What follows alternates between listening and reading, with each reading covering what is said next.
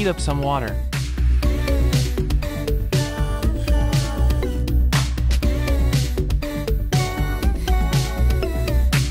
Boil for 11 minutes and let it rest a little.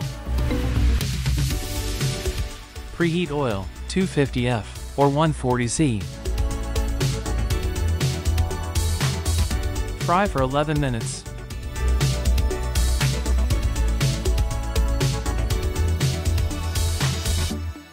Now the second fry. Heat up oil for 350 F or 180 C and fry for 5 minutes now.